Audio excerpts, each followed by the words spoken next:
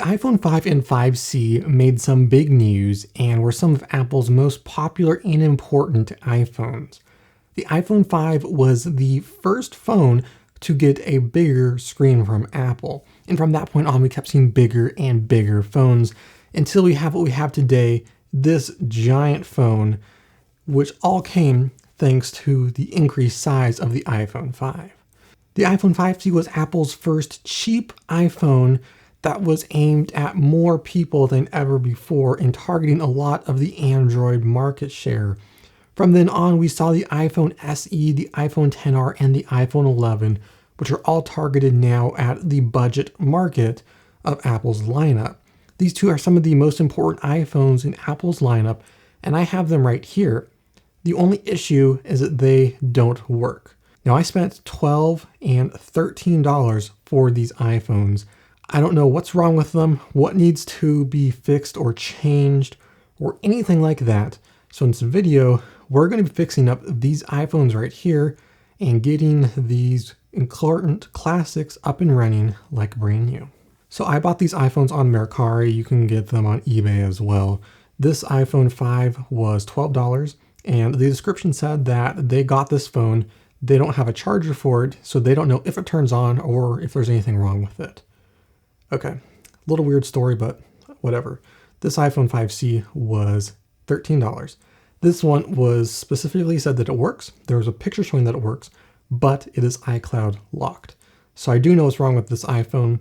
We'll see what else is wrong with it and if there's anything we can do to get it working. So let's go ahead and start off with the iPhone 5. This one is silver, and I'm actually pretty happy with my color choice because I remember the slate of the time did not actually look very good. It got scuffed really easily. So let's go ahead and plug it in and see if it does anything. So they said they didn't have a charger for this, so they don't know if it turned on. It could be perfectly fine. We don't know. So they do not know. So meanwhile, while this is charging, let's go ahead and take a look at this phone. This is the iPhone 5C. This one is green. The back of the case is pretty beat up. This one is in very nice condition, but this one is pretty beat up. Let's see if this one has any charge on it. Hey, it does. Okay, that's nice. We have a charge.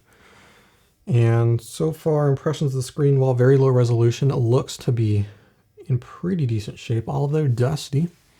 Okay, so it is on, and we'll go ahead and select our language, region, and see, this is connected to Wi-Fi. So we're going to be activating it. I'm sorry about this weird camera setup. I didn't have somebody to help record today. And this is iCloud locked, just as they said. This is on looks like a rather old version of iOS, actually. So impressions of the screen, it's actually pretty good. The screen is in perfect condition. It doesn't look like, although there's a couple of weird markings on this side, actually. I don't know if you can see that, but right here, there's two little marks on the screen. That looks like it's under it, actually. Home button works. Power button, that works as well. Okay, so other than an iCloud lock, everything else on this phone is actually functional. So here is the answer to all of your questions about how do you get past an iCloud lock. The answer is to buy a new logic board. That's pretty much the only thing you can do. Your only real option is to get a new logic board for your phone. Unfortunately, you have to do that, but luckily on these older phones, it's pretty cheap. Okay, so we're back. It's been about 2 hours, and this phone just turned on. So there's probably something wrong with the battery. It probably needs a new battery. In fact, the battery is already dead. So I did get a chance to test it off camera real quick before it died. And there's a couple things I noticed. First, this phone is in incredibly good condition. The screen is also in fairly good condition as well. It is indeed iCloud locked. So we're gonna need to buy a logic board for that.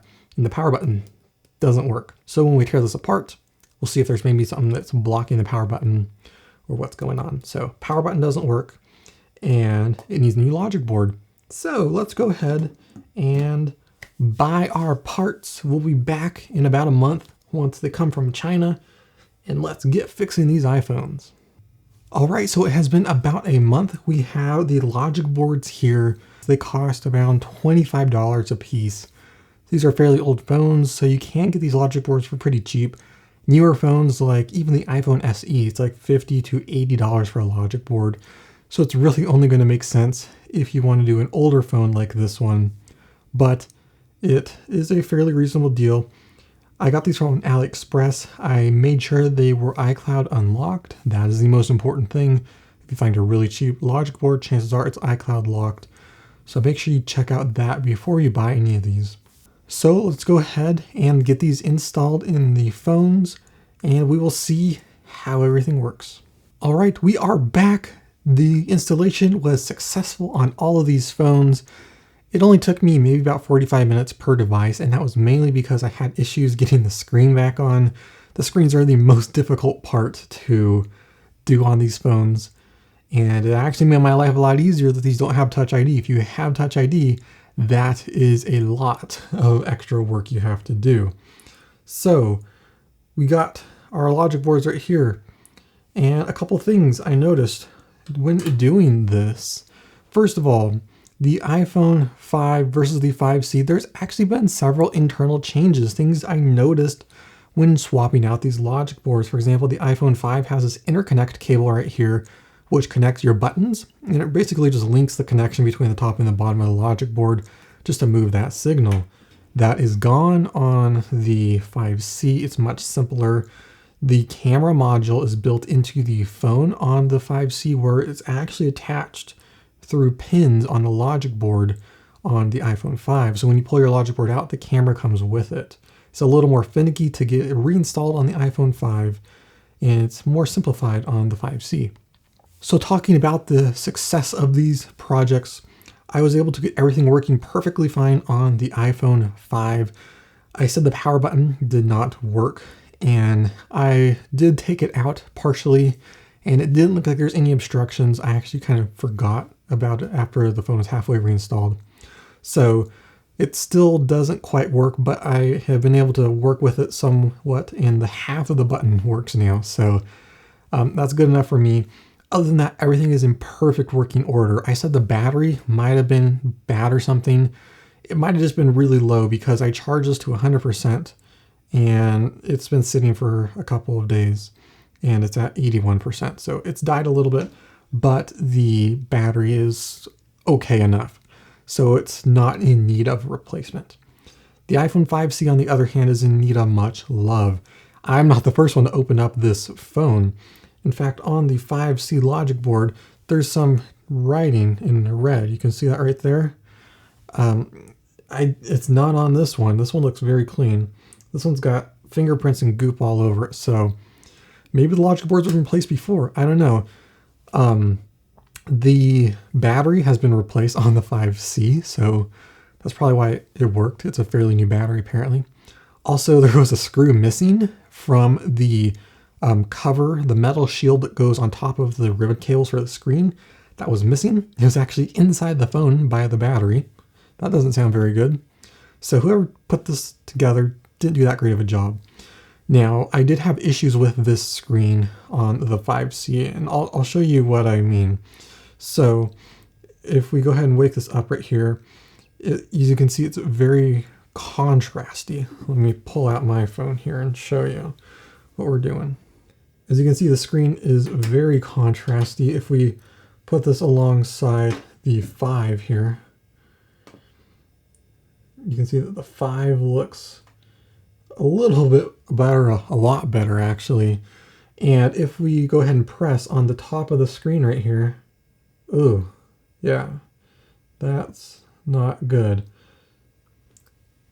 And it just is doing ghost touches, kind of. So that's not very good. I'm not entirely sure if this is an issue regarding what I did, or if it was just an issue that I did not notice when I was just testing out this phone or something. But the screen is kind of broken and trash. So if I were wanting to use this more, I might want to get a new screen for it. Now it looks like the screen, it looks like the plastic bezel around the screen is actually broken. and cracked. I can actually peel this glass forward. You can see how much the screen squishes in if I squeeze it. So there's a plastic bezel around that screen and it's cracked. So that might be why it's having those issues. Everything on the logic side of the phone seems to be working. So maybe it's a weird connector on the logic board that I replaced it with, and maybe it's just something wrong with the screen. For me, it's not the biggest issue, it just looks weird. But other than that, it's fine enough. But other than the screen issue, everything seems to be working fine on the phone. This one is probably in better condition. This one is in okay condition. But for me, the thing I want to do with fixing up these phones is to have them actually turn on and be somewhat usable. For me, I don't really care if it has some issues like that screen. My goal is to collect every iPhone and have them be in working order. For me, that's enough working for all I care about. So yeah, I would say this is a pretty big success. About $35 or so for these iPhones. It's a little bit of money considering I'm never going to use them, but I think it's a pretty good investment. It was a great time. I had a fun time doing this. I've never fixed any iPhones before. The farthest I've gotten with an iPhone was taking off the back plate on an iPhone 4 to swap that out, but I have not taken apart an iPhone. I've done lots of Macs and other Apple products like the Airport Extreme. I've not done an iPhone. It was very fun. So I'd say for $35, it was a great experience. And in fact, I bought an iPhone SE, which has a bad screen, and who knows what else is wrong. So if you want to see a video on that, let me know in the comment section below. Overall, I had a great time. If you had as good a time as me, feel free to leave this video a like. If you have any questions, let me know in the comment section below. If you like this video, leave a like and hit that subscribe button for more videos like this. This is Mark with @Tech, and I will see you in the next one.